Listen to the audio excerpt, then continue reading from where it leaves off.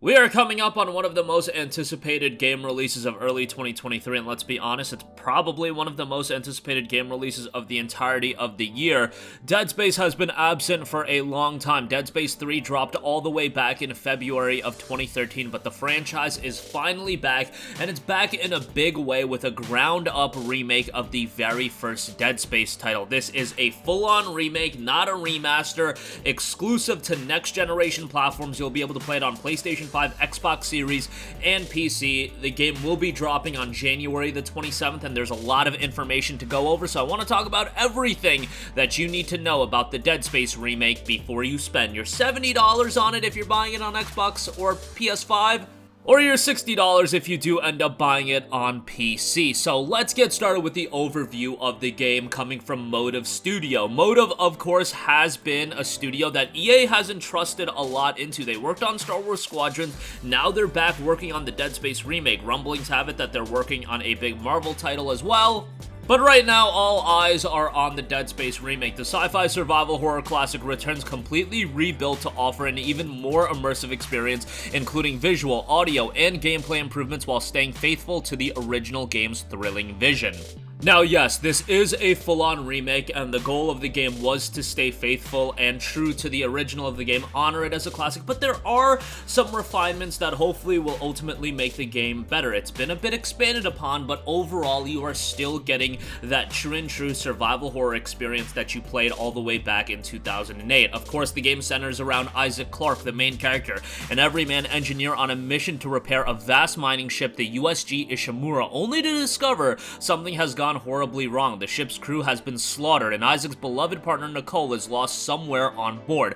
Now alone and armed with only his engineering tools and skills, Isaac races to find Nicole as the nightmarish mystery of what happened aboard the Ishimura unravels around him. Trapped with hostile creatures called the Necromorphs, these are disfigured abominations that you're gonna have to fight, and how you fight the Necromorphs are an integral part of the gameplay, which we'll get into in a little bit. If you guys have played Dead Space in the past, it's staying true to the gameplay style of the original, but obviously modernized for a 2023 audience. Isaac is in a wretched fight for survival, not only against the terrors of these necromorphs, but also against his own crumbling sanity. Remember, he's entrapped here along with these monstrosities, his partner's gone missing, and a battle against himself and his own sanity is going to be as big of a battle as those that he's going to face while on board. This is a sci-fi horror classic. If you go back to 2008 and you pull up some of the archives of what people were saying back then when the original Dead Space dropped, this was a game that was beloved by people. Sure, it's settled in the mid-80s on Metacritic, but you talk to people that played this game way back when, or maybe they played it after it came out, whatever. The nostalgia and the memories of Dead Space really hold true as one of the better survival horror games, and one of the best survival horror games of the last 15 years. And even while I'm incredibly excited for this remake, take it from somebody that played Dead Space a few years ago, it still holds up fairly well, and this is a game from 2008. It does show its age. Any game that's over a decade old is going to show some sort of age, but man, for a game from 08, it does hold up relatively well. But then you look at this remake, this is a ground-up remake designed for next-gen technology. A sci-fi horror classic returns fully rebuilt from the ground up with elevated visual fidelity and 3D atmospheric audio, and that audio element is imperative. Not only do you have a fully voiced Isaac Clarke now, but the audio design is something that Motive went really in-depth on, and making sure that these crackling noises, the gun sounds, and the horrors that you're going to encounter, they sound really good. And when you talk about a horror game, establishing that atmosphere is so important. You want an engrossing world that really adds to the tension of the game, and tension is what Dead Space did really well back in 08, and it looks like Motive has only built upon that, putting a lot of attention to detail in the audio as well. Whenever I talk about horror games especially, I talk about how atmosphere, and this is something that Motive particularly has very specific in detailing in their blog post when talking about the development of this game, that they went for creating this engrossing atmosphere and wanted to build this tension in a game that's important in a horror game, and it seems to have resonated really true in the Dead Space remake, building upon what the original did so well all the way back in 2008. They note, from the frighteningly detailed rooms and workspaces of a slaughtered crew to the eerie atmospheric sounds of a desolate spaceship, you'll explore a stunning sci-fi setting full of unpredictable and tense moments without interruption. Now, to give you an idea of how important audio is to a game like the Dead Space remake, the developers Motive went in a deep dive in a lengthy live stream talking about the Alive system within the game and how much emphasis they put into things like audio occlusion, sound effects, atmosphere, gun sounds, environmental sounds, and so on and so forth. And that's one of the first things that they looked at when talking about the Dead Space remake. So as far as sound direction goes, it seems like they've absolutely nailed that. And elements like this only complement the gameplay, which Dead Space remake already had a very sound and satisfying style of gameplay. When you battle these necromorphs, it's all about slicing them in the right portion of their body part, dismembering them, and then when you actually see the brutal kills, the brutality in Dead Space is something that can't be understated, and another one of those immersive elements of the game that really showcase the horrors of the game, and then you can really dissect how visceral everything looks. And all of that comes together. To the visceral elements, the sound direction, the immersion, all of that is done to create a very engrossing atmosphere. And it was noted on the Dead Space blog post when talking about the remake, what makes something scary? It can be the unknown or a known threat, pure uncertainty, or the certainty of inevitable disaster. For Dead Space, it's all of those things and more linked together by one crucial element, atmosphere. When the original game came out, its atmosphere earned nearly universal praise. So when Motive set out to remake this iconic survival horror game, the designers knew they needed to nail this key element. Arguably, atmosphere is the most important ingredient for a horror game. The environment, the tension, keeping the player on the edge of their seat. All these things combine to create the atmosphere needed for a successful horror game. So how do you improve on a game that was already legendary for its pitch-perfect atmosphere? There are actually a lot of enhancements within the Dead Space remake. In terms of visuals, audio, lighting, everything is more dynamic. By having more depth here, we're able to have more control over the player's feelings of stress and excitement. For example, we have a strong element of light and shadow in the game, so the player feels like they're moving from one limited lit up area to the next, and that the shadowed areas in between are dangerous. But since the ship is in a state of disrepair, the lighting is rarely ever in a fully functional state, so you often get the sense of that the lights are about to go completely out at any given moment, and they absolutely can. The intensity director is a way for us to control the stress level for the player, but to be sure that there's always something happening. It lets us control the emotion and tension, and to always keep the player on their toes, to keep them careful. It's a content organization, spawning, and pacing control system, and depending on how we count things, the system has more than 1,200 unique events with a massive variety of combinations possible. Different elements like audio or lighting changes, fog or steam, enemy spawns, all that combined together in layers to create encounters that feel like handmade situations. That was the original intent, to make it feel like a movie even though it's fully interactive. So we monitor the amount of intensity the player is going through while going from room to room. There might be an easy room with just a few sounds here and there,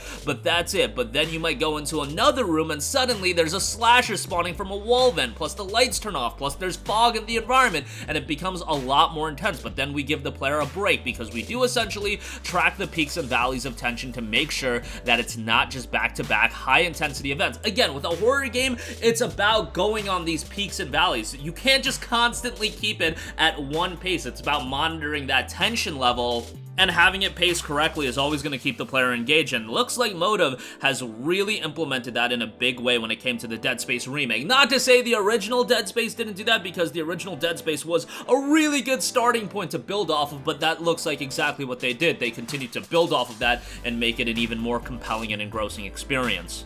And it was noted just having back-to-back high-intensity events wouldn't work. That would be emotionally exhausting. You'd be like, I can't take this anymore. But it's always about putting the player in a place where they don't know exactly what to expect. And again, that's always been an issue with horror games. When you do have these back-to-back high-intensity events, you kind of get a little bit numb to it. When you're fluctuating the pacing and not making it too consistent with what you're seeing, it keeps it more of an engaging game from an atmosphere standpoint. Now, to circle back from a gameplay standpoint, it still holds up true to the original. You're going to be battling these necromorphs, and you're going to have to figure out how to strategically encounter them and take them out. It might be taking a part of their limbs off, then bashing their head in, and everything in between. You're also going to have a variety of different special abilities, stasis and kinesis. That's going to help you throughout the game as well. The game fundamentally, from a gameplay standpoint, worked in 2008, and once again, I feel like it's going to work in 2023.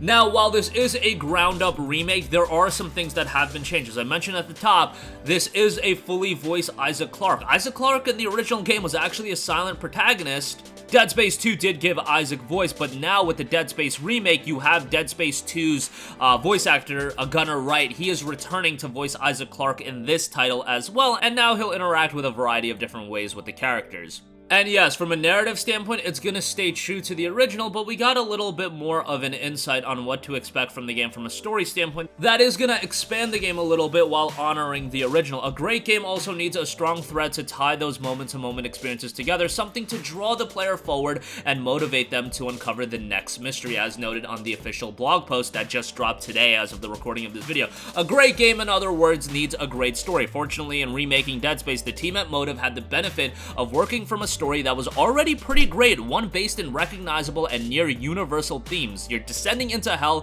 to save your beloved. That's one of the oldest stories there is, but the Dead Space interpretation of that is also very relevant because it talks about the corporate corruption, about spirituality going awry, about division versus reconnection, and it plays on the fear that we all share, the fear of the unknown, of isolation, of paranoia, dehumanization. These fears are common in all cultures, communities, and generations. They're ingrained in us at a genetic level, but it's also a real personal story. Despite the monsters and the sci-fi nature of it, you're still very anchored in something that's a personal journey and that keeps it relatable throughout. All the departments approached it with the same philosophy. If it ain't broke, don't fix it. For the most part, it was about leaving alone the beats that made the game so great and improving upon the ones that were problematic, where we thought we could do better. Walking that line was often difficult, but I think we struck a really good balance. As a result, many of the changes were done primarily for the sake of consistency and continuity. There have been a lot of stories told inside the Dead Space universe coming from creative director Roman Campos Oriola.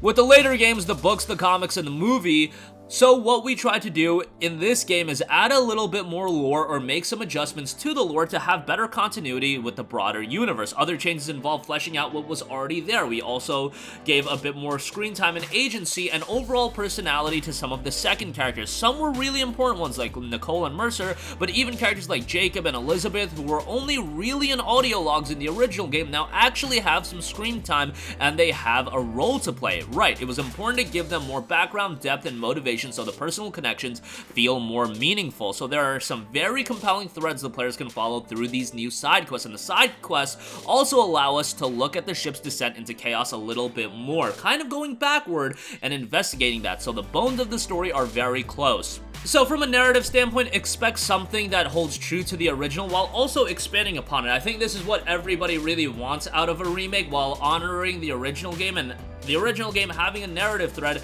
that people were incredibly engaged by. Now you do have a fully voiced Isaac Clarke, so that's going to add a new layer to the game, and on top of that, you have fleshed out some of the threads and some of the stories and characters that are present in the game, but that's not going to be deterring you overall from the main narrative that is in the game, only making it better. At least that's the goal of what Motive was trying to do. And it's always going to be a fine line you have to walk whenever you're adapting something into a new medium or you're creating a remake, in terms of honoring the original, making the narrative threads make sense, but also now adding a bit of continuity and now making the overall package feel more compelling. And it looks like that's exactly what they're going for and what they're going to deliver on when the game actually does release. Speaking of when the game releases, let's wrap up this video by taking a look at some of the elements as far as buying the game, when the game is going to be out, and everything like that. As I mentioned on the top, PlayStation 5, Xbox Series, PC releases. It will be $69.99, a $70 price tag on PlayStation 5 and Xbox Series. If you're buying the game on Steam, Epic Game Store, or Origin, probably on Steam. If you are buying it on PC, it will be $59.99. Not only that, if you do buy it on PC and through Steam,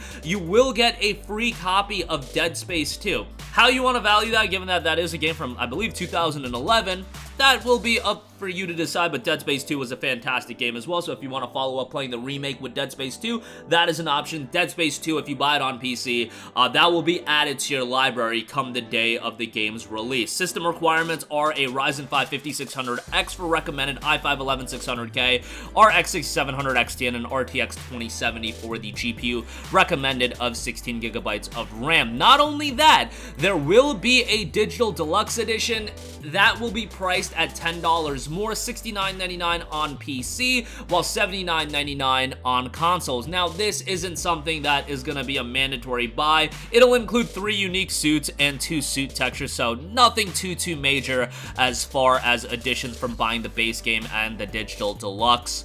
But if you do want to check it out and spend an extra $10, that is your prerogative, and you could do so. The game will officially be released on January the 27th, so that is gonna do it for me. This is all the information that I wanted to go over. I really wanted to highlight the atmosphere elements because this is something from the get-go. From an audio standpoint, lighting, world design, it seemed like they really wanted to emphasize that. And as far as what a remake is doing, gameplay-wise, it is going to be a modernization of something that worked really well back in 08. And from a narrative standpoint, it's going to stay true to the original while also expanding it with various new narrative threads, expanding the world and some of the characters while honoring what made the 08 title so great. So that's going to do it for me. Sound off with all of your thoughts in the comments section down below. Let me know your excitement and anticipation level for the Dead Space remake. Is this one of the first major games you're going to be picking up in 2023? Sound off with all of your thoughts in the comments section down below. Thank you for watching, and goodbye.